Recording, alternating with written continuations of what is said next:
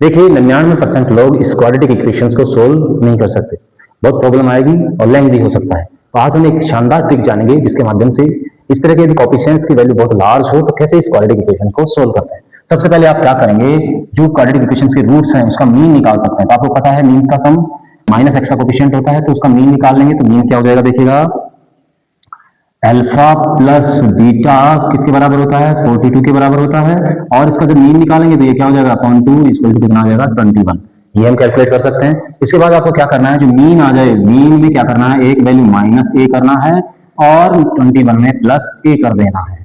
अब समझाएंगे कि ये ए माइनस और ए प्लस क्यों किया, और इसको इक्वल टू लिख देना है product of roots. Product of roots क्या दे रखा है, 4 3 7, इसके इक्वल लिख देना है।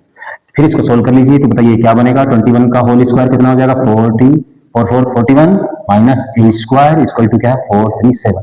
जब इसे सोल्व करेंगे तो ए स्क्वायर इक्वल टू बनेगा 4 और यहाँ से एक ही वैल्यू आ जाएगी प्लस माइनस का 2। अब एक ही वैल्यू यहाँ रखते हैं, तो प्लस का 2 रखेंगे तो ये 19 हो जाएगा और यहाँ पे प्लस का 2 रखेंगे तो 23 हो जाएगा। माइनस का 2 रखेंगे तो ये 23 हो जाएगा और ये 19 हो जाएगा। तो इसका मतलब दोनों ही बात है, अल्फा की वैल्यू प्लस और माइनस का रखेंगे तो हमारे पास वैल्यू क्या आएगी, अल्फा और बीटा की 23 एंड 19।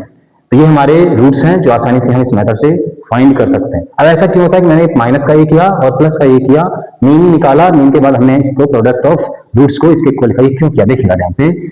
ये क्वाड्रेटिक इक्वेशन है और क्वाड्रेटिक इक्वेशंस का जो ग्राफ बनता है वो एक क्या बनता है, पैराबोलिक फॉर्म का होता है। तो देखिए हम बनाते हैं ग्राफ, ये इस टाइप का ग्राफ होता है। सपोज करिए कि ये जो इंटरसेक्ट कर रहा है एक्स एक्सिस पर, तो ये तो क्या होता है अल्फा, और ये कौन सा रूट होता है, सेकंड रूट बीटा होता है। जब हम दोनों का मिड वैल्यू निकालेंगे, मीन निकालेंगे तो यहां होगा मीन। क्लियर। और ये क्लियर है इस ग्राफ में पैराबोलिक फॉर्म में कि हमारा जो मीन है वो कन्फर्म है, इक्वल डिस्टेंस पे होते हैं रूट्स, मीन से इक्वल डिस्टेंस पे होते हैं। यदि ये डिस्टेंस ए है तो पक्का है ये डिस्टेंस भी कितनी होगी, ए मिड मीन से, अल्फा बीटा के मीन से इक्वल डिस्टेंस पे होंगे। तो देखिए मैंने क्या कर दिया, अल्फा और बीटा का सम मुझे पता लग गया, सम ऑफ रूट्स, उससे मैंने क्या किया, ए डिस्टेंस पे, और एक रूट्स क्या होगा, ए डिस्टेंस बाद में होगा, एक पहले एक बाद में, पहले वाला ए माइनस होगा, दूसरा वाला ए प्लस होगा। तो मैंने दोनों रूट्स को क्या किया, मीन से 21 माइनस ए, 21 प्लस ए, अल्फा बीटा होंगे, किसके इक्वल होंगे, प्रोडक्ट ऑफ रूट्स। तो प्रोडक्ट ऑफ रूट्स लिखा, इसको हमने सोल्व किया और आसानी से हमने क्या सोल्व कर लिया, इस क्वाड्रेटिक इक्वेशंस के रूट्स।